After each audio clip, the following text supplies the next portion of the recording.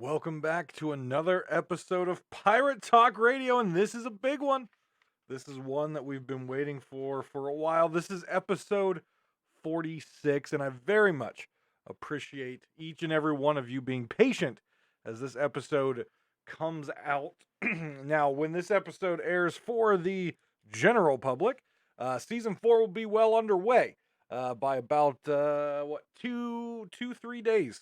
3 days, I think. For those of you who are on the Patreon and are patrons, thank you very much. You will get it the day that season 4 launches. So you get a private RSS feed, whatever it's called, to get these episodes before everyone else does. And those Patreon or patron subscription tiers, which give you a variety of different rewards, start as low as $1. So if you would like to get these episodes before everyone else, go on over to patreon.com/DavrimTV and you can become a patron today and get all your little perks that come with it, including getting this episode early. So I was going to put this episode out prior to season 4 releasing and kind of go over some of the videos that Sea of Thieves put out.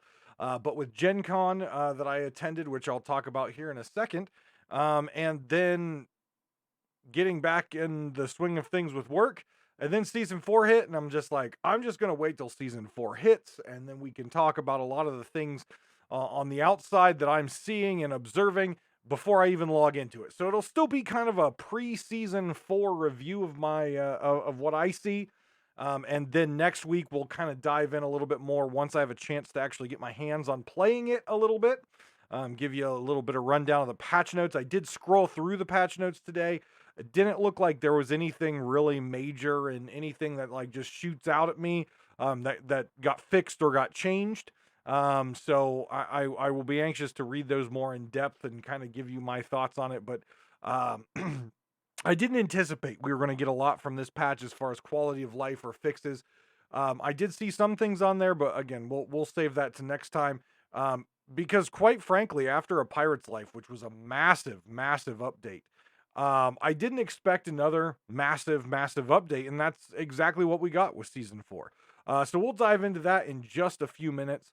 But first, I hope you're all having a great weekend. I just kind of wanted to give you guys a quick rundown of what I did this last weekend. As many of you have been listening, I was at Gen Con, which is the second largest tabletop convention in the United States. And I know you're all saying, Davram, why are you going out to a convention with a pandemic going on? Well, I have been fully vaccinated, and though I was sick the week before, I was feeling pretty good going into Gen Con. And once I got there, I had no concerns as far as safety. The Gen Con staff was absolutely amazing.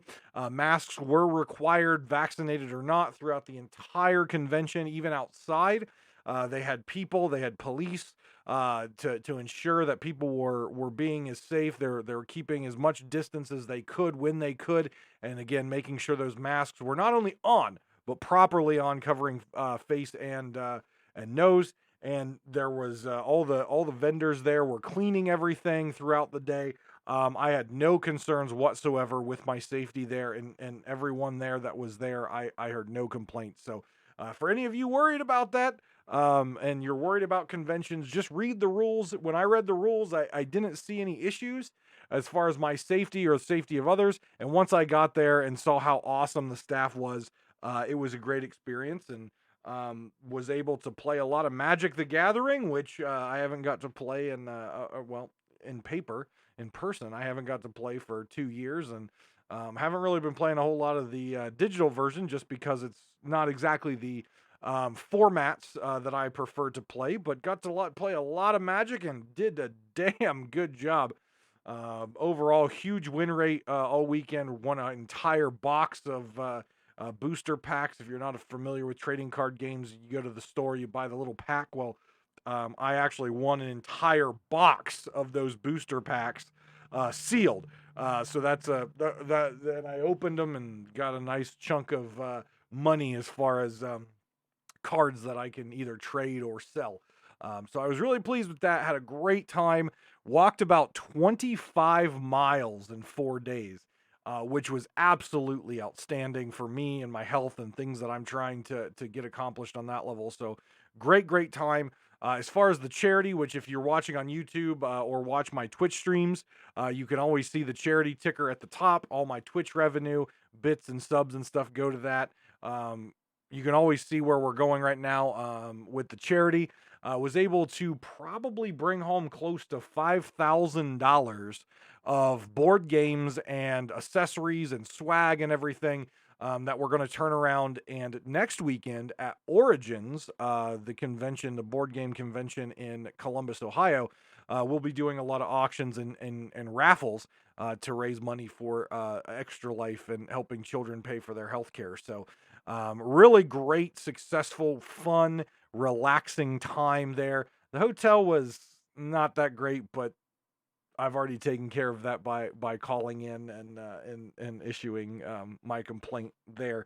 I'm not a huge complainer. I'm not one of those Karens that call about every little thing, but when you first get to a hotel and there are ants on your desk and your bathroom is flooding, sometimes you just gotta raise your voice and say something about it. So, but overall, great time, and again, met a lot of wonderful people at the convention. So thank you anyone who came up and said hello to me.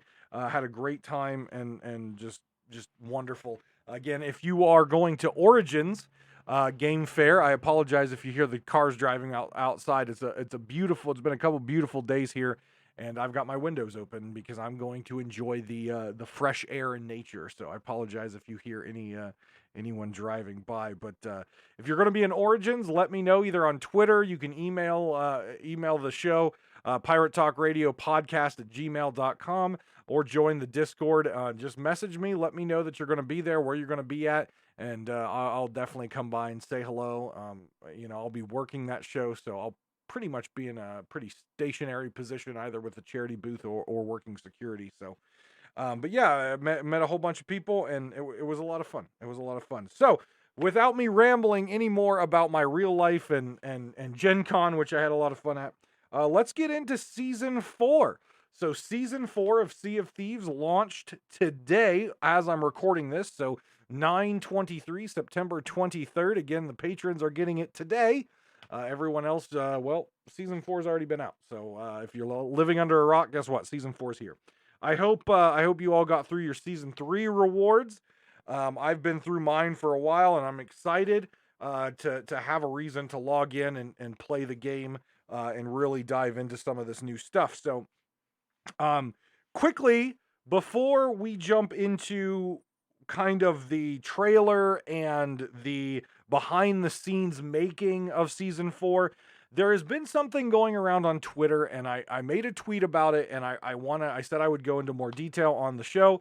So I'm going to go into detail here, and that is a picture, and you can see the picture if you log into your, or if you just actually go to Sea of Thieves. I'm going to pull it up on the video if you're watching it here on the YouTube.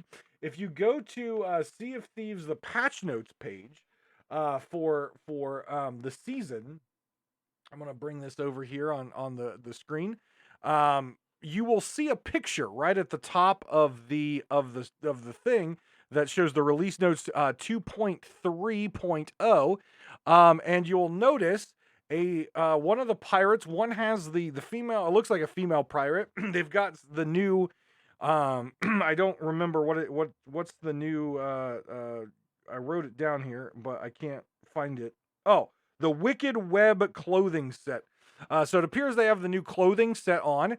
And what appears to be a female pirate, it looks like they're wearing the dress, is wielding the ghost blunderbuss, which we've known for a while. We've had the access to that for a while, Pirate Legends, etc. But the gentleman, the old man with the beard over there, has a weapon that has been causing a lot of discussions on Twitter. And if you look at it, it has a scope. So clearly, in normal Sea of Thieves stance, that would be an Eye of Reach. And it has a barrel, so we assume it's an Eye of Reach. But if you look very carefully, and this is what a lot of people are pointing at on Twitter, there is a crossbow frame on it with a bolt. a small crossbow bolt, not big enough to be like a shark harpoon or something like that, but a crossbow bolt. And it looks like this gun could be a mix between a Eye of Reach and potentially have a crossbow bolt. Now, here's what I'm going to say. I don't think this weapon is going to be a crossbow. I don't believe that the game is going to introduce crossbows. I don't think they should introduce crossbows, and here is why. They have enough issues right now with the current weapons, from the sword not working properly with the block interactions and the stuns, to hit registration on the guns. They really need to clean up the combat, which they've been working on. Just it's not fixed by any means. They need to clean the combat up so it is not a main focus of the attention of the player base before they introduce a new weapon. Now, I know what you'll say. You said they introduced the Disney sticks, the Siren Tridents. Yes, they did introduce those. And I think they worked well for what they were doing. I mean, they're kind of cool weapons, but in terms of PvP, I don't necessarily think they're that great. I think they're more PvE weapons to kill your Megs with, even though they nerfed that, to kill your Ashen Lords or your Skeletal Lords with, or Grey Marrow at the Fort of the Damned. I think they're great for that. I don't think they're being used that much for PvP. I've seen some jokes and some maybe, I guess, questionable spawn camping with them. But in general, they're not that much of a competitive weapon in PvP. But I'll tell you, an Eye of Reach that also has a crossbow bolt would add a double shot potentially there. I don't know how that would work out. But again, we're introducing another projectile on moving ships with moving players. And it's just adding more potential for more complaints about hit registration. Now, do I think they could build a weapon that looks, an Eye of Reach that looks unique and looks like a crossbow, but is actually an Eye of Reach? Absolutely. I could definitely see that happening. I could definitely see that in a weapon set. Heck, we might even see it in the season weapon set. We'll look at that in a little bit.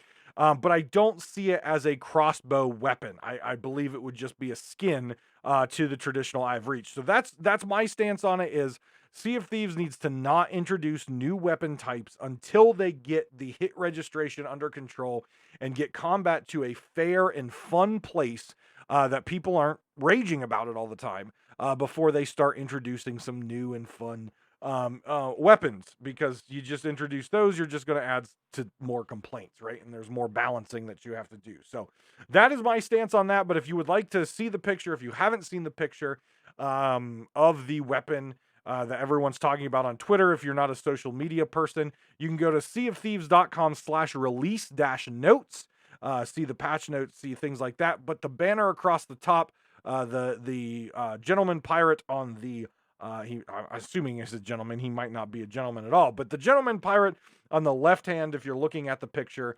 has the crossbow looking weapon that has been up for discussion on the old Twitters.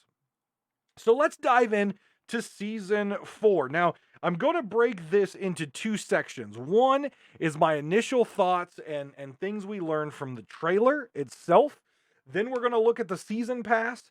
And then we're going to look at the behind the scenes video, which I thought was an excellently put together video. Gave us a little more information on a longer video on what season 4 is and what went behind building the Sunken Kingdom, which is the new areas for season 4. And we'll look at that and what we kind of learned a little bit more on that. So that's kind of where we're going to go today on the show. And again, once I actually get to log in and play the game, I'll be able to talk a little bit more about my thoughts on it and my initial thoughts on it, things that are going on and things like that. So let's talk about the trailer itself.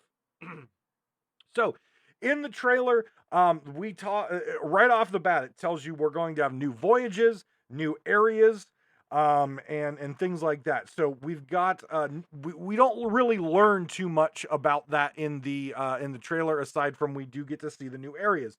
The new voyages we learn about a little bit later in the trailer.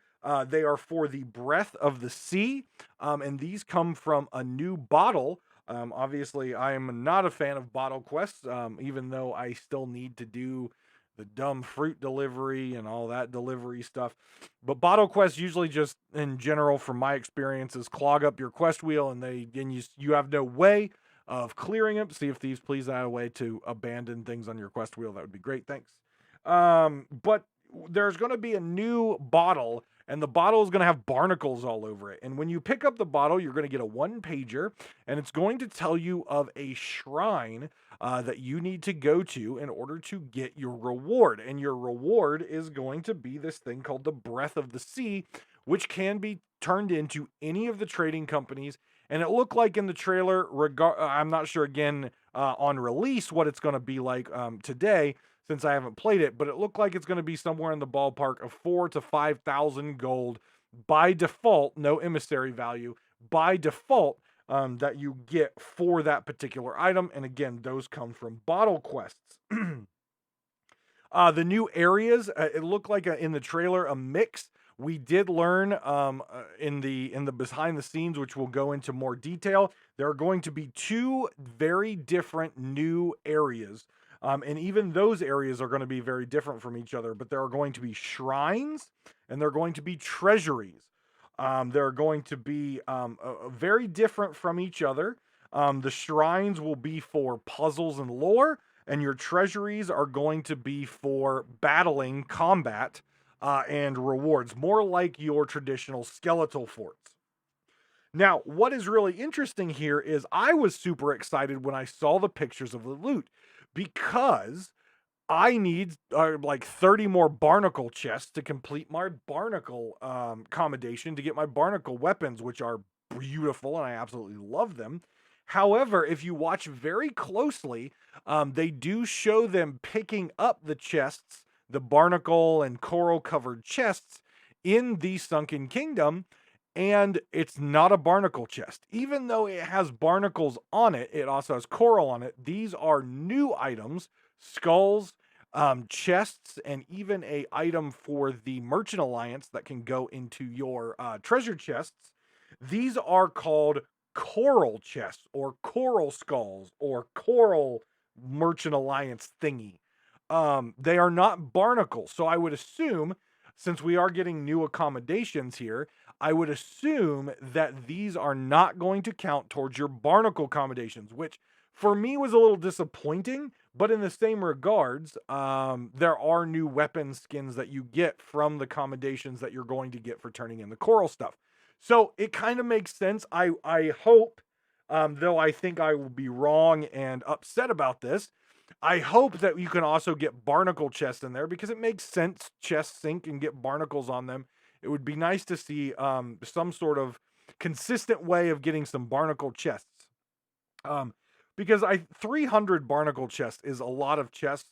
And for new players or even veteran players like myself, it takes a long time to get those. It really does. So I would like to see a barnacle chest, maybe 2.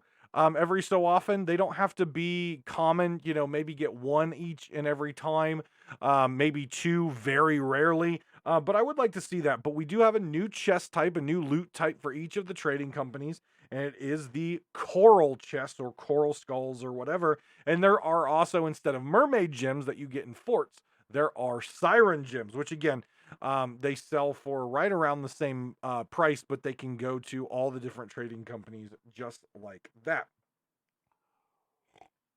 There is announced in the trailer a whole plethora of new accommodations, so I'm anxious to look at those. And in these accommodations, you'll be able to unlock a whole lot of stuff.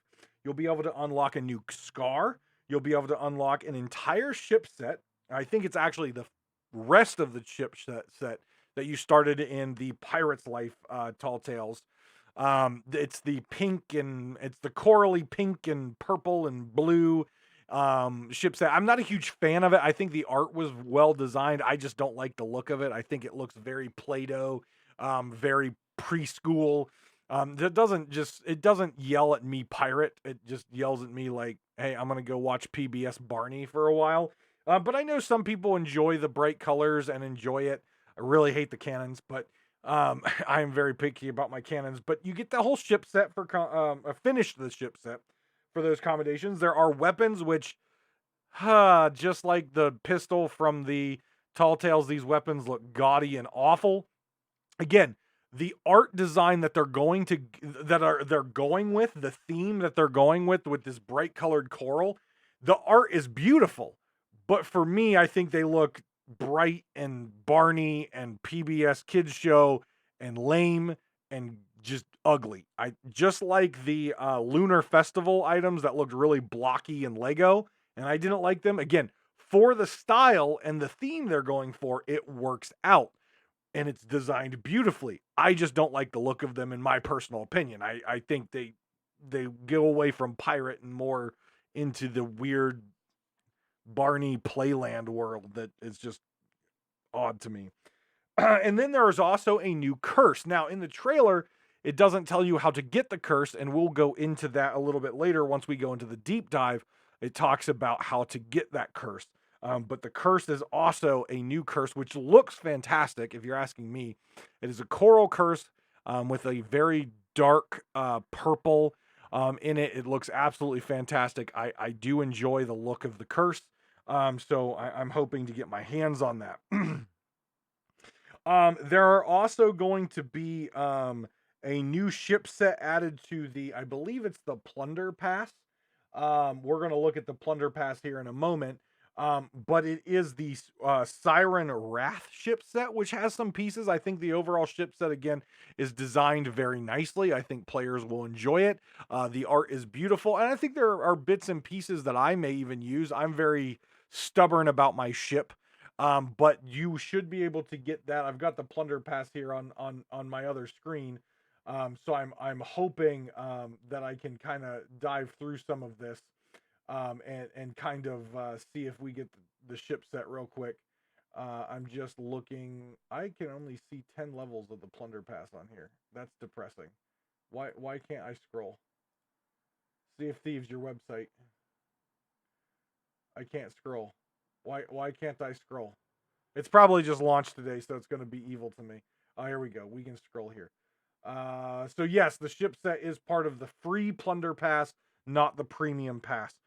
So that's the Siren Wrath ship set. You will also, as part of the free Plunder Pass, get the Wicked Web clothing, which there are bits and pieces that I think will go nice on my pirate. I think the overall aesthetic of the entire outfit was designed brilliantly, as the artists of Sea of Thieves always do. I think this will be a very popular outfit for people to either use the entire thing or bits and pieces. Very bilge rat looking, tattered pieces, things with almost like, it's almost like a tattered piece of clothing that almost pieces of it look like it gets to a fishnet style. So I think there's going to be a lot of popularity in this particular clothing set that you're going to get in the free season pass. Now, as a premium pass member, you will always obviously get your ancient coins, but you'll also start to receive bits of the Halloween and fall ship set. And that ship set is called, it is the Jacko Looter. So again, very Halloween. The pictures of it from the trailer look absolutely fantastic. Again, not a ship that I'm going to use, but very festive for fall, and very festive for all you Halloween and jack-o'-lantern lovers out there. You'll be able to get the bits, some bits, not all bits, but some bits of the ship set. If you reach the max level of the premium Plunder Pass, you will receive the Jack-o'-looter costume, which is a really cool jack-o'-lantern pirate-looking costume. It almost looks like they took bits of the Nightshine parrot set, recolored it, kind of added some straw, and put it on this jack-o'-lantern looking guy. With the pumpkin head and everything. So really cool there, really cool. I think it's nice. I won't be using it, but I think there's a lot of people, a lot of Halloween lovers out there that'll definitely enjoy that. And you will also get, under the premium pass, some of the Jack-o'-looter weapon sets. So there's an entire weapon set. I think of the Jack-o'-looter weapons, I think the sword Looks very nice. We'll like I said, we'll go through the entire Plunder Pass here in just a moment. And if you're watching on YouTube, I will have the pictures up on my screen. But I think the sword looks really nice. It's like a sickle that you would cut hay with, but the sickle piece looks like it's almost made of bone. So again, really, I think well designed weapon set there. I think that's the only one that I really stands out to me and looks really fantastic. But I think for like I said, lovers of Halloween and fall, I think you'll fall in love with this set and probably use bits and pieces of it. Um, so that's it for the premium pass. Again, we'll look at it more in detail in a moment. And again, if you're watching this on YouTube, you can check out Pirate Talk Radio podcast on YouTube. You'll see what's on my screen, and I'll show you the pictures of everything as we go through the Plunder Pass. I will say that I am pleased with this Plunder Pass. It is introducing a lot of new stuff that we haven't seen before, and things. And actually, I just saw it. It's actually at level 50. The Ballista Eye of Reach. There it is. So we'll look at that in a minute. There's that weapon that we were talking about with the crossbow bolt on there. It actually says in the description, this isn't really a deadly bolt firing ballista. It's actually a deadly rifle pew. So we'll look at that in a minute. So there it is. I was wondering when I first started this if this was going to be a skin or something. It is indeed. It's level 50 of the free Plunder Pass. You'll get that, and we'll see that in a minute. So there, I answered my question. I do research, apart from some of you may think I do, I said that twice, research before this, but some of the stuff I like to kind of talk about organically, and especially as I'm looking through this. I don't want to spoil anything. I want my reactions to be true when I see these different pieces with you. The other thing that's going to be coming to the Emporium, obviously we've got some new emotes that are really nice, including the multifaceted weapon emotes, which I think are an absolutely fantastic thing that they started doing, and I've enjoyed all of those out there. Now, the ship set, weapon set, and costume that they gave us in this particular iteration of the Pirate Emporium, I was actually very disappointed in. Again, this is art, as far as artistically designed, it's beautiful. The colors are very nice. I think that they did a good job on a theme here. I'm just not a fan of it. I am not a fan of this. Just like the Arabian Nights stuff that they did a while back, which is we know is the Aladdin set. There's been several sets that they've come out that just don't feel piratey to me. And this is one of them that doesn't feel very piratey to me. This to me feels like more of a set that would be more of a land-based game, venture, maybe a New World style game if they darked it up a little bit. But it is the Nile, the Golden Nile set, and it is all based around like Egypt. So if you're a big fan of Egypt, this is going to be right up your alley. The outfit is very Egyptian looking, with a crocodile looking headpiece. Very Egyptian. Obviously, I believe it was, if I'm remembering my Egyptian mythology, the god Set, I believe. Leave me a comment in the YouTube or send me an email or tweet me if I'm wrong there. But I believe it was the god Set that was the crocodile that was worshipped by the ancient Egyptians. So very, very much royal pharaoh Egyptian looking weapon, costume, and ship set. So again, if you're into Egypt and you love the ancient Egyptian lore and everything like that, the mythology, this is right up your alley. But for me, someone who really is into Viking mythology, someone who is more a little dark, mystical, and very piratey, this set missed the boat for me. But again, I'm never going to bash the artists on this because I think on theme, they did a very good job. They chose the color palette very well. It's just not doing it for me. Make sure you obviously get your free emote. I think this emote, the free emote for this set on the Pirate Emporium is absolutely fantastic. It should be on everyone's wheel. It is the drama emote, which is absolutely amazing. I think that can add for some really good role playing out there. It looks great. And the last thing that we have, this isn't part of the trailer, but it's something that was announced on Twitch or on Twitter.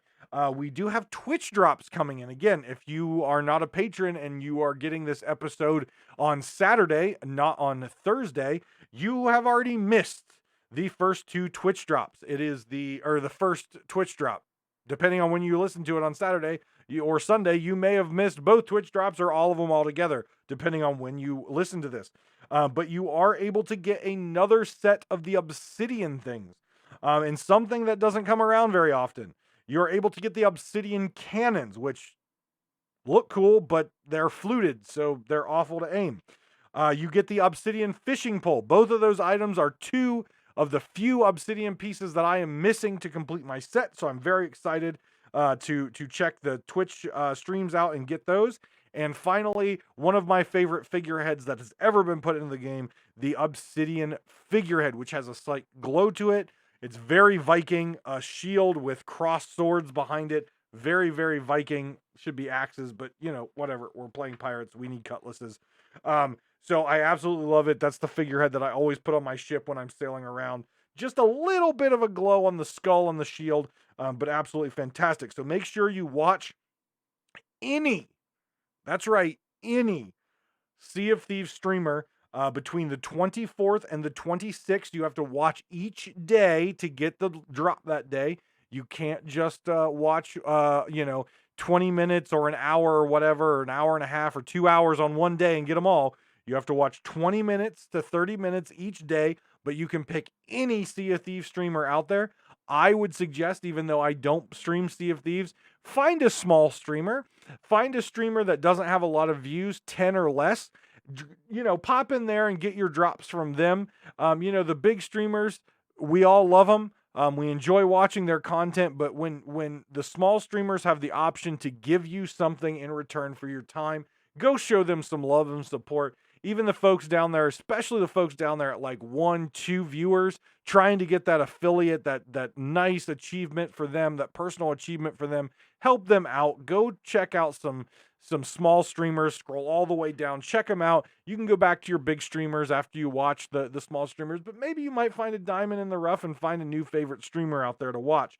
But again, 24th through 26th, 20 to 30 minutes each day, and you'll get the cannons, the pole, and the figurehead. I'm not sure which day each of those are going, but there you go. All right. So that's the trailer and the upcoming drops. I will take a moment here for the ad section. Everyone loves a good ad section. If you're watching on YouTube, you can see our sponsors scrolling across the video throughout the entire video. But if you are listening to the podcasting apps, I don't want to forget you in our ad segment. Obviously, you can support this broadcast on patreon.com/DavrimTV. Monthly support starts at $1 a month. You get this podcast early from everyone else, and the tiers go up from them. And each tier has its own unique rewards, including your own unique name, color thing, rank in the Discord. I'm not sure what they're called. Permissions in the Discord. I don't know what it's called. But you get that. There's some tiers with merch and some tiers that get your name read out on the stream, and all that money directly supports me and the content that I make, including this podcast. You can also go out down in the show notes below, and you can check out Death Wish Coffee. It's the coffee that I love and the only coffee that I drink. You can check them out and get 15% off your first order, and that goes directly to support me. You can go over to humblebundle.com using the link in the show notes. Purchase a monthly subscription and get a whole bunch of free games. Purchase their game singles. Purchase some audiobooks, some software, whatever you do on that page. Just use my link and you will get, you won't get a discount, but everything on that site's already discounted. But every purchase you make can directly support this broadcast as well. The way I say can is at your checkout on Humble Bundle, you will actually have the option to say where the money that you're spending goes to. Do you want to send it to Humble Bundle? Would you like to send it to a charity? I always like to send mine to charity, or you can send it to me. I will always encourage you to send it to the charity before me, but if you do send it to me, thank you. Thank you very much. I also want to give a shout out to a non-financial sponsor, but someone who sponsors the podcast and also puts my stream up on the main page of their website every single evening, and that's MMORPG.com. They have been a sponsor of my content, gosh, I think for 3 years now. I love them over there. A lot of great news articles and videos you can find on MMORPGs, adventure RPGs, regular RPGs.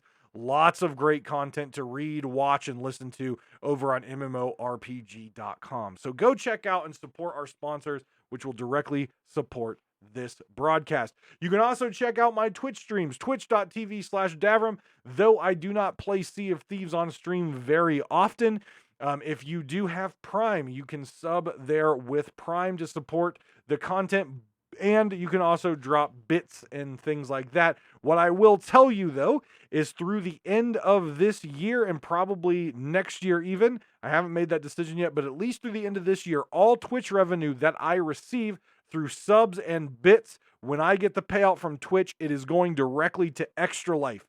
The link to support Extra Life will also be in the show notes below, and that is a charity that I've supported for 8 years now, raised many thousands of dollars myself, along with being part of a guild or a team who has raised over $300,000 to help support children pay for their health care. So that is another option to support the broadcast as well. Again, I am financially stable. I can do this broadcast absolutely fine. You're listening to the broadcast, listening to me rant and ramble and having a good time and interacting with me. That to me is all the thanks I need in the world. But if you want to go that extra mile supporting the charity, that is a near and dear piece to my heart. And like I said, for the rest of this year, all my Twitch revenue will be going directly to that charity. Okay, now with that fun stuff out of the way, let's get into the deep dive. The deep dive video, which I absolutely thought was amazing. They did kind of a deep dive on a pirate's life a little bit, which I enjoyed. But this one, I really, really enjoyed it. Going into talking about the Sunken Kingdom. And we learned a lot about that. And I totally forgot my agenda. We were going to do the Plunder Pass first. There you go. The Plunder Pass, if you're on YouTube, is now up on the screen. Let's do that first. I apologize. It's been a long week. I'm still tired from last weekend. I am a fat ass man and I walked 25 miles in 4 days. Give me a break. You don't have to give me a break. So here's our Plunder Pass.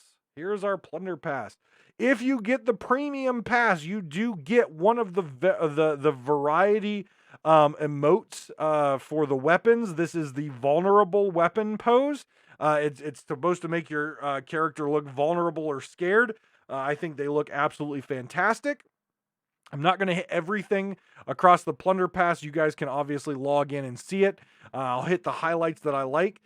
This shirt, the Wicked Web shirt, again, it's a pink and white looking shirt, very Bilgewater-y-esque. I think the art design on this is absolutely fantastic. It's got some tattered holes in it and things like that. Absolutely great. That is at level 6 of the free pass. And you can see all the different, this Wicked Web stuff looks great. I'm going to have to change my pirate's look. This Wicked Web stuff looks absolutely amazing. I think the color combination that they chose to use here is great. The mixture of like almost the Ferryman set mixed with the Bilgewater. The art design is fantastic on that. But you'll get that throughout the Plunder Pass. There's some scars and some tattoos that you're going to receive, along with, if you're premium, you get that Halloween set that we talked about a little bit earlier. Just trying to kind of bruise through here and see if there's anything really big that kind of jumps out of my head. Now, I said I would stop and talk about this one. The Ballista Eye of Reach. that is that weapon that everyone's been talking about on Twitter, which is a mix of an Eye of Reach with a ballista bolt on it. A lot of people thought we were going to get crossbows, but in fact, it is just a skin. And I think it looks great. I'm anxious to get my hands on it and see what it looks like in game. But you'll be able to get that. It's pink, silver, and red. Looks really good. I hope the red on the glass that you look through the zoom, the scope, I hope it doesn't tint things, because I really don't deal well with the tinting that they do on the Eye of Reach. There's so many weapons, like the Reaper Eye of Reach I would love to use more. What is it? The Broken Bottle Eye of Reach I would like to use more, but I can't deal with the tinting that they put on there. So I'm hoping this doesn't have a tint, but I think it looks really good. And again, that Ballista Eye of Reach is level 50 of the free Plunder Pass. Is there anything really else there's some cool hairstyles that they're introducing? I was very critical of the Plunder Pass early on in this, and when they added the seasons, I was very critical of it because they were reusing cosmetics. They weren't really giving you a very good value for your money. But since season two started to change that around. Season 3 was fantastic, and season 4, I think yet again we've got another fantastic season pass. I would like to see a little less gold reward. Several of these tiers have, all the tiers have quite a bit of gold reward. I would like to see maybe them taking one of those gold pieces out and adding one more cosmetic, even reusing an old cosmetic. If you get one old cosmetic per tier, I think I feel okay with that on the free pass. And I also think the premium pass should maybe have a couple more little not ancient coins, but maybe some more doubloons or something else, because you only get 2 pieces per Plunder Pass piece. But overall, I think their value on the Plunder Pass is greatly increased since season 1, and I think they should continue on the way that they should, or the way that they have. Level 80, I'm actually quite excited about. Level 80, you get on the free pass, you get a Firefly Lantern, which is a very unique looking lantern. It actually looks like a pumpkin. It is a pumpkin. Yeah, it's definitely a pumpkin. It's got a little bit of cloth over the top with some rope and a stick. A very unique looking lantern. I really, really enjoy that. Again, that's level 80 on the Plunder Pass. I think it's fantastic. You get a really nice looking Banjo, the Banjo of Banishment, at level 90, which is a very nice looking Banjo. It kind of has like a summoning circle, triangle, summon demons kind of logo on man, that's really nice. They did a really good job with that design. Again, I'm never going to pull myself away from all my Obsidian stuff, but for a lot of players out there who are looking for some really unique new things for their pirate, this Plunder Pass is going to have a lot of that stuff for you. Woo! Oh, the Wicked Web Peg Leg. Now, my pirate doesn't use peg legs, but this peg leg looks really nice. It looks like a piece of ivory that's been carved. I think it's supposed to be like spider web, but it looks like a piece of ivory trunk or a tree trunk that's been carved and changed into a peg leg with a nice little carved silver piece at the bottom. That is very unique. And I think the artwork there is very well done. I think I'm going to see a lot of pirates with that. Whew, that looks nice. I like that. That's level 96 of the free pass. And then at level 100, you get the Scar of the Siren's Witch. So I'm anxious to see what that scar looks like. I'm always looking for new scars with my pirate. If you are a pirate legend, at level 100, you get Wanda's Spyglass. So again, we know Wanda is part of the Dark Brethren now. She's the Warsmith. She's the one that gave us the cursed cannonballs. She was once in love with Flameheart. All that fun stuff. She was once the mysterious stranger, the masked stranger at Reapers. Aside from Pirate's Tale, we kind of really haven't seen her a whole lot for a bit, so I'm anxious to see where she's going. Really kind of cool Spyglass. It is kind of like a white ivory that fades to a silver with red bands on it. It has kind of the Sea of Thieves runes, the Reaper runes etched into it. It does have a red glass on it, which makes me concerned that there's going to be tinting on that, and I'm hoping that's not the case. But overall, I'm liking the look of this Plunder Pass. So Make sure you check it out. Even if you just go the free option, I will get the premium option again as my way of supporting the game development, as I always do. And I always like to get the extra little things. So definitely a lot of good stuff out of this Plunder Pass. Well done, Rare, on the design. Though, again, a lot of the stuff isn't going to match my pirate and stuff that I'm not going to use. A lot of that stuff I have a feeling I'm going to see out in the Sea of Thieves, because a lot of it is very complimentary. It's going to be able to play into people's characters, stories, and things like that, and the role playing that they do. So well done, Rare. Well done. I'm so glad that you took on the advice of the players. You took on the feedback. I know I bitched and complained and moaned a long time about the value and the reusing of old cosmetics in the season pass. You have stepped up your game in the past 2 seasons, giving us a lot of unique, fun, new stuff that's on theme and really works well, where you don't have to wear the whole set. You can use bits and pieces. Well done. Applause, applause, applause. Give them a little clappa clappa. If you're one of my Twitch subs, you got the clappa clappa emote. This is when we clappa clappa in the chat. Give them a good clappa clappa, because Rare has done a great job on the Plunder Passes the past 2 seasons, and I'm anxious to unlock this entire Plunder Pass. Now we'll get to the deep dive. And there's a reason I saved the patch notes to next week, because I was doing my research on this over the past couple days, and I saw how long my notes were getting, my show notes were getting, and I sat there and I'm like, oof, we're not going to have time to really dive into too much aside from my initial thoughts on these videos. So we'll definitely be talking more about Season 4 next week as well, once I get my hands on it and get to play on it a little bit and give you my feedback, and we'll go through the patch notes as well. All right, so the deep dive video on the Sunken Kingdom gave us a lot more details, again, prior to the season coming out, to show us what went behind the scenes of making it, what their decisions were to make these things. And I'm honestly quite excited about this. For a long time, we've speculated about what a new area to the Sea of Thieves is.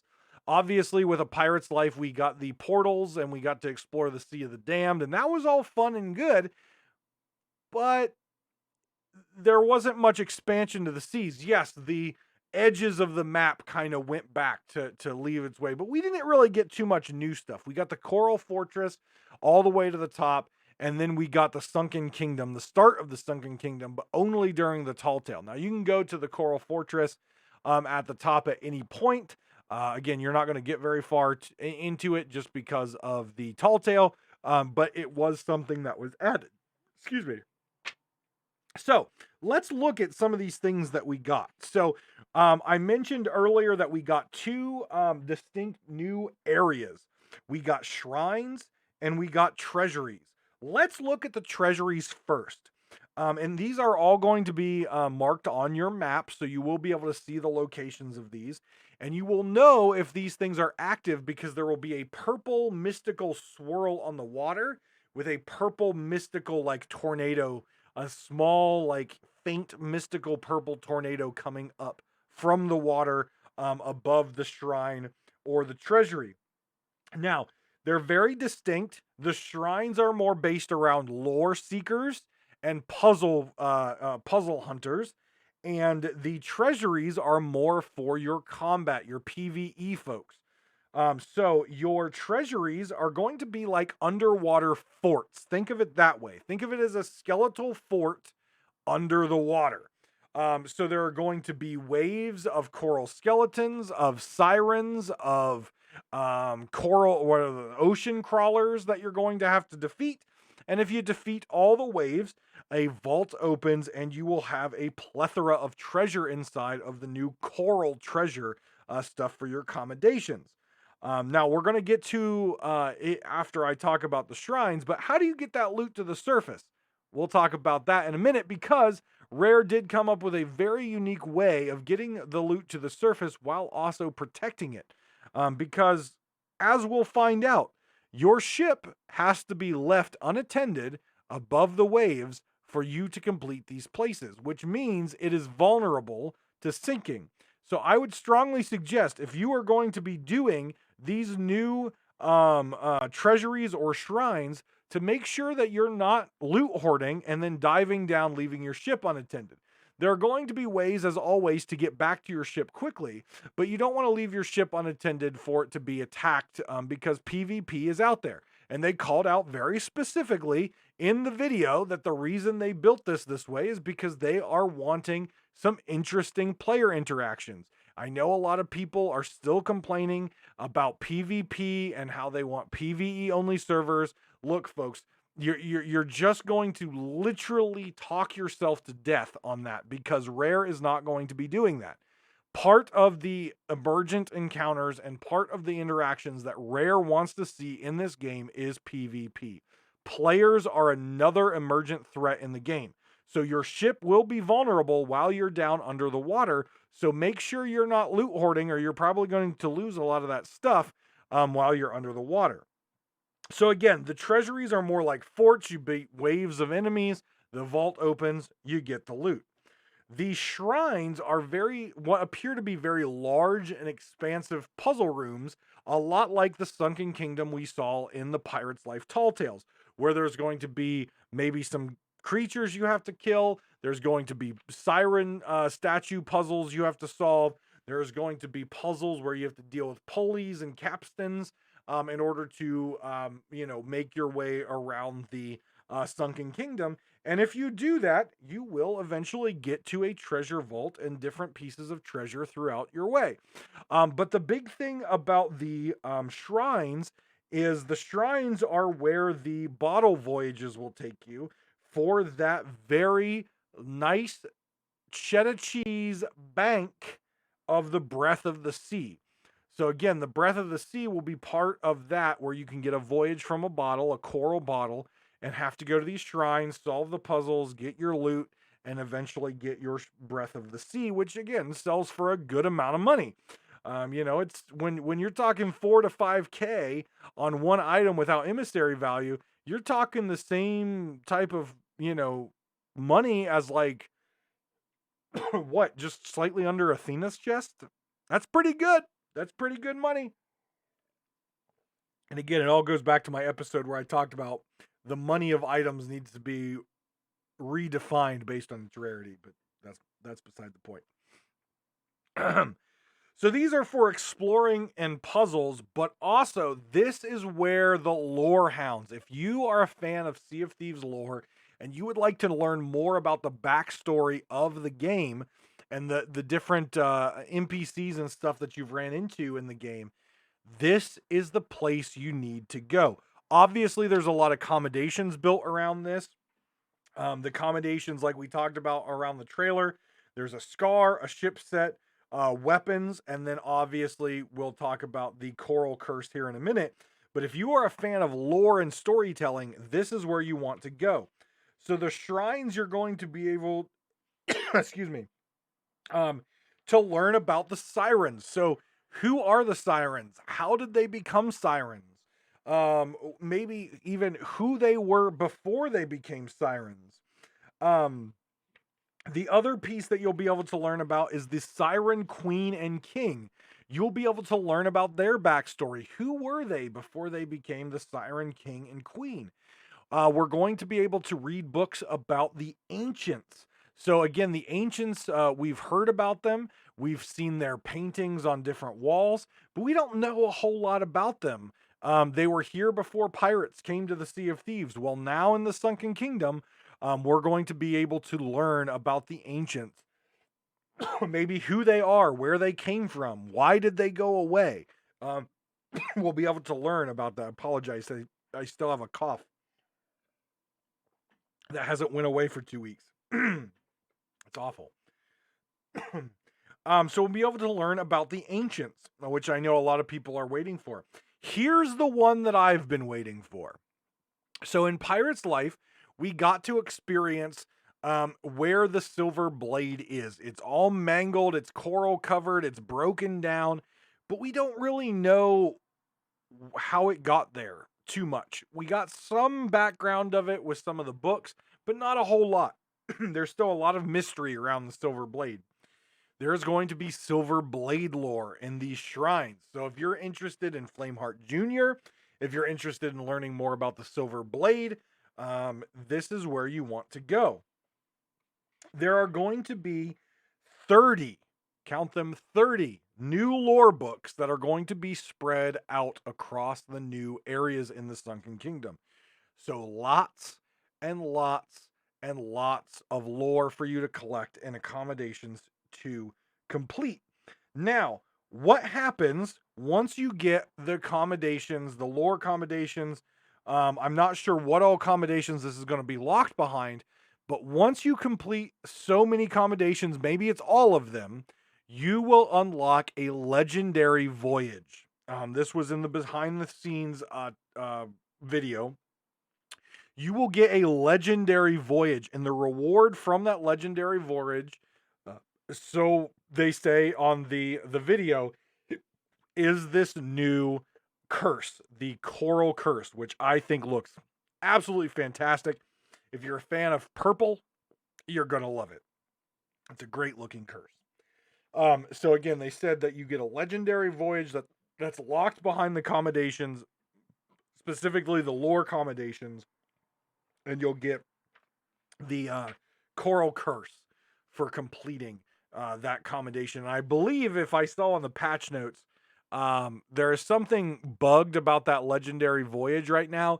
So just be careful if you're doing it. If you get to that point and you're able to do it, there are some bugs that have been reported, I'm assuming from insiders, because again, it just launched today. So how could they know about the bug already? But I assume it's a bug held over from insiders, that there are some bugs with the legendary voyage. So just be aware until you know confirm that it's fixed. I would just be careful of that legendary voyage. Now, I hinted at it a few moments ago. All of this takes place underwater. Now, as a PvP fan and as a pirate who likes to steal, who likes to sink other ships, and who likes to assert their dominance on the Sea of Thieves, this new area excites me. Because that means they're going to be unattended ships that I can steal their supplies from while they're underwater. I can sink them. I can take their loot. This is exciting to me. It's very piratey. Though I like a good fight. Any pirate would know. If there's a prize that you can take without risking your life or the lives of your crew, you always take that prize. So there are going to be prizes. And if you're not familiar with pirate lingo, a prize is a boat that you capture, sink, steal from, whatever. That is a prize. That's what the term was used back then. It's the prize that you're getting. You will be able to find these prizes all over the Sea of Thieves because people are going to be leaving their boat unattended. And though I warned you, I promise you, people will leave loot on their boat. But either way, you can steal their supplies. Be a supply-rit. I love supply-ritting. But there's accommodations to get. So obviously, I'm going to be smart about it and not have a lot of stuff on my boat when I swim down. So your loot that you get down below, how do you get that back to your ship if your ship is up there unattended and potentially sunk? Well, let me tell you. There is a mermaid statue that they have introduced into this update, which will only be found in the Sunken Kingdom. It'll be around your loot that you can get in the Sunken Kingdom. Instead of swimming up each piece of loot individually one by one, which would take you forever and leave you very vulnerable, you can pick up the loot from the ocean floor, from the shrine, from the treasury, and hand it to this mermaid statue. The mermaid statue, the Santa Claus statue as I'm going to call it, will put all of your loot into its Christmas Santa Claus sack, i.e. a giant clamshell. And when you return to the surface, a mermaid will be there. And you can speak to the mermaid, and the mermaid will pull out its giant Santa Claus clamshell and give you all your prizes. So, I'm going to give you a piece of advice from a PvP player to all of you listening. If you're going to be doing these, don't have loot on your ship when you dive down. If you're going to be doing these, make sure you're using that clamshell. And if you're going to be doing these, make sure you go back to your ship before you redeem your Santa Claus sack and get all your loot floating in the ocean. Okay? Because I can tell you, as a cutthroat pirate, if I see a boat above a shrine or a treasury, I'm going to sink it. And then I'm going to put myself behind a rock or behind an island where I can't be seen. And I'm going to wait until that unexpected pirate comes back to the surface and redeems their clamshell, and all the loot's sitting there, and they have no idea what to do with it. So they're going to go back to their boat and try to sail it real quick back to get their loot. And I'm going to get there first and take it out of the water from them. The other option, if you're a PvP player, go steal all their supplies, then hide your boat, and wait until you see them return, get their clamshell, and then attack them and take their loot. I'm sorry if people out there are hating on the PvP, but hey, it's a PvP game, and we're pirates. Pirates are going to hide and wait and steal. If you don't want this to happen to you, those mermaids with your clamshell are going to be above that shrine until you log off the server or until you exchange and get your clamshell rewards. So, my suggestion, if you dive down and load up your Christmas clamshell, excuse me, I apologize. I'm hoping this cough will be gone before we have this episode next week. Then get back to the surface, go get your boat, bring it back to the shrine you just did.